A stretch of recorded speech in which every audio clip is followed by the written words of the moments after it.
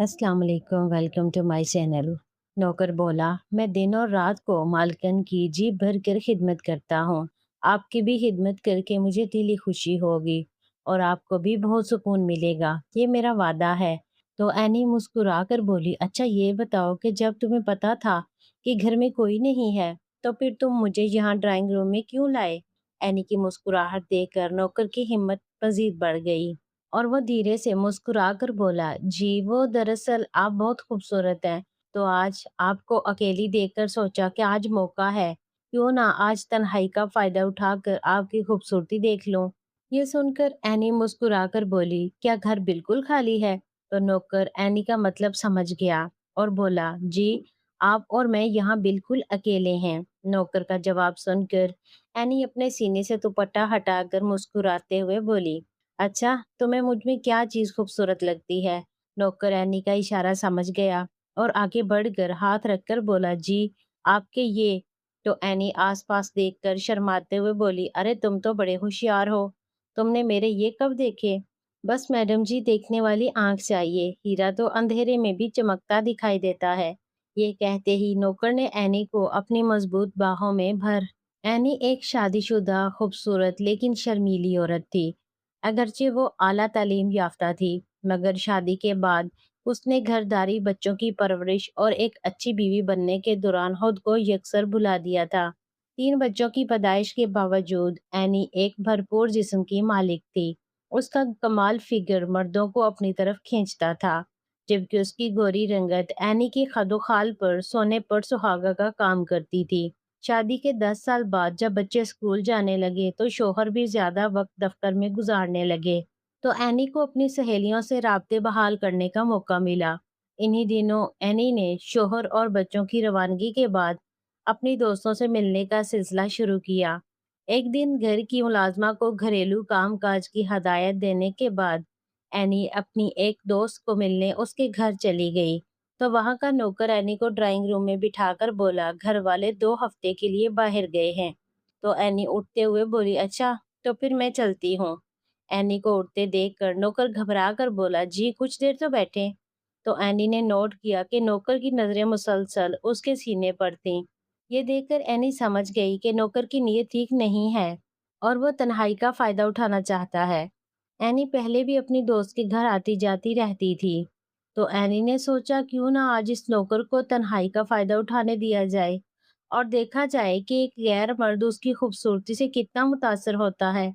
तो ये सोचकर एनी दिल ही दिल में मुस्कुरा दी और सोफे पर बैठकर मुस्कुराते हुए बोली, ठीक है, तुम्हारे लिए कुछ देर ठहर जाती हूँ। एनी नौकर का दिल बढ़ाकर और उससे बातें करके एंजॉय करना चाह रही थी।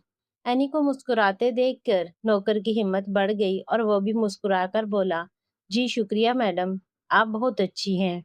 अपनी सहेली से भी अच्छी, मालकिन भी मेरा बहुत ख्याल रखती है।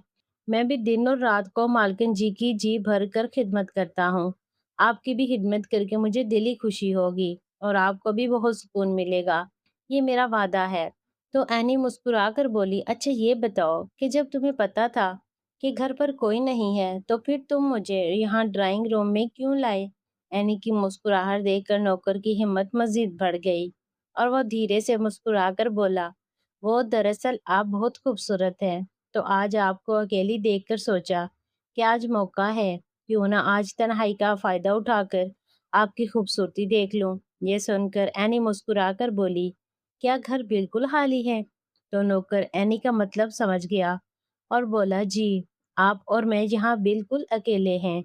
नौकर का जवाब सुनकर एनी अपने सीने से दुपट्टा हटाकर मुस्कुराते हुए बोली, अच्छा, तुम्हें मुझ में क्या चीज़ खूबसूरत लगी है? नौकर एनी का इशारा समझ गया और आगे बढ़कर हाथ रखकर बोला, जी, आपके ये। तो एनी आसपास देखकर शर्माते हुए बोली, अरे तुम तो बड़े होशियार हो। तुमने मेरे ये कब देखे? बस मैडम जी, देखने वाली आंख चाहिए।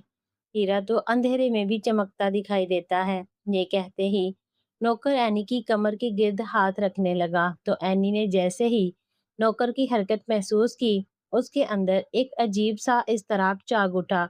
लम्हा भर पहले जो ख्याल उसे एक हल्की सी शरारत, एंजॉय और तजस्सुस की तरफ ले जा रहा था, वो अचानक खौफ, शर्मिंदगी और खुद एहतसाबी में बदल गया।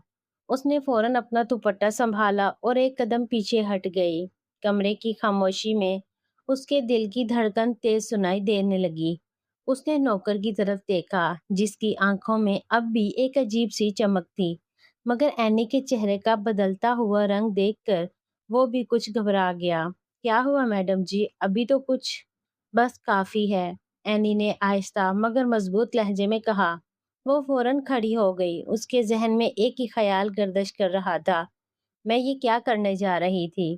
اسے اپنی ذات پر ایک بوجھ سا محسوس ہوا۔ وہ دروازے کی طرف بڑھی اور بغیر پیچھے دیکھے باہر نکل آئی اور گھر آ گئی۔ گھر پہنچ کر سیدھی اپنے بیڈ روم میں چلی گئی۔ اینی دروازہ بند کر کے کچھ دیر وہیں ٹیک لگا کر کھڑی رہی۔ اس کے ہاتھ ہلکے ہلکے کانپ رہے تھے۔ اسے محسوس ہو رہا تھا جیسے وہ کسی خطرناک کنارے سے واپس پلٹی ہو۔ وہ آہستہ آہستہ چلتی ہوئی صوفے پر آ کر بیٹھ گئی۔ کمرے کی خاموشی میں اس کے دل کی آواز گونج رہی تھی، میں یہ کیا کرنے جا رہی تھی؟ یہ سوال اس کے ذہن میں بار بار گونج رہا تھا۔ اس نے اپنی آنکھیں بند کر لی۔ اسے اپنا ماضی یاد آنے لگا، وہ دن جب وہ یونیورسٹی میں پڑھتی تھی، خواب دیکھتی تھی، اپنے مستقبل کے بارے میں سوچتی تھی۔ پھر شادی ہوئی اور آہستہ آہستہ وہ تمام خواب کہیں پیچھے رہ گئے۔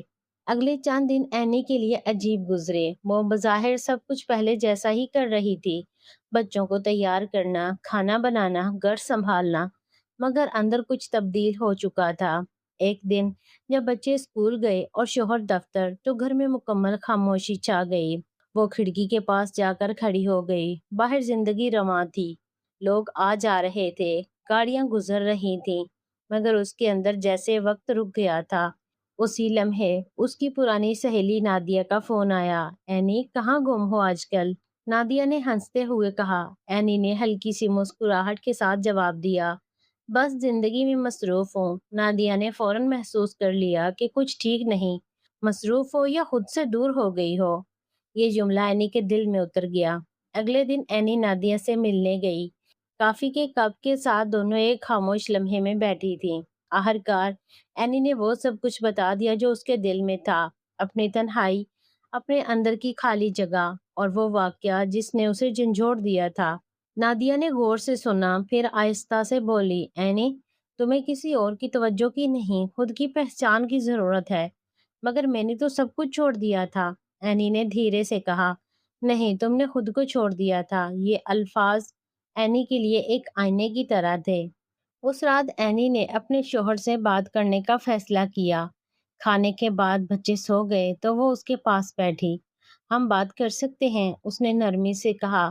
اس کے شوہر نے موبائل ایک طرف رکھا۔ ہاں، کیا ہوا؟ اینی نے پہلی بار کھل کر اپنی بات رکھی۔ مجھے لگتا ہے ہم ایک ہی گھر میں رہتے ہوئے بھی ایک دوسرے سے دور ہو گئے ہیں۔ مجھے آپ کی کمی محسوس ہوتی ہے۔ اس کے شوہر نے گہرا سانس لیا۔ میں سمجھتا ہوں، مگر کام کا دباؤ بہت ہے۔ کام ہمیشہ رہے گا، مگر کیا ہم بھی ایسے ہی رہیں گے؟ اینی نے آہستہ سے پوچھا۔ یہ سوال سیدھا دل پر لگا۔ اگلے دن سے چھوٹی چھوٹی تبدیلیاں شروع ہوئی۔ شوہر نے ہفتے میں ایک دن جلدی گھر آنا شروع کیا۔ دونوں نے ساتھ چہل قدمی کرنا شروع کی۔ بچوں کے ساتھ وقت گزارنے کے علاوہ ایک دوسرے کے لیے بھی وقت نکالا۔ اینی نے بھی خود پر توجہ دینا شروع کی۔ اس نے پرانے شوق دوبارہ اپنائے، کتابیں، لکھنا اور کبھی کبھی خود کے لیے تیار ہونا، صرف اس لیے کہ وہ خود کو اچھا محسوس کرے۔ ایک دن اینی آئینے کے سامنے کھڑی تھی۔ اس نے خود کو غور سے دیکھا۔ یہ وہی عورت تھی، مگر اب اس کی آنکھوں میں ایک نئی چمک تھی۔ وہ آہستہ سے مسکرائی۔ میں کھوئی نہیں تھی، بس بھٹک گئی تھی۔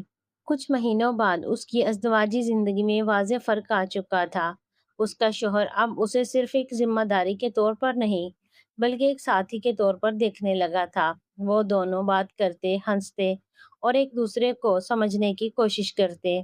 ایک شام اس کے شوہر نے کہا، میں نے شاید کبھی تمہیں صحیح وقت نہیں دیا، مگر اب دینا چاہتا ہوں۔ اینی کی آنکھوں میں نمی آ گئی، مگر اس بار یہ خوشی کے آنسو تھے۔ اینی نے اس ایک واقعے سے بہت کچھ سیکھا۔ وقتی کمزوری انسان کو غلط راستے پر لے جا سکتی ہے، مگر خود شناسی اسے واپس لا سکتی ہے۔ محبت صرف دوسروں سے نہیں، خود سے بھی ضروری ہے۔ ایک شام اینی اپنی چھت پر کھڑی سورج کو ڈوبتے ہوئے دیکھ رہی تھی۔ ہوا ہلکی ہلکی چل رہی تھی اور اس کے چہرے پر سکون تھا۔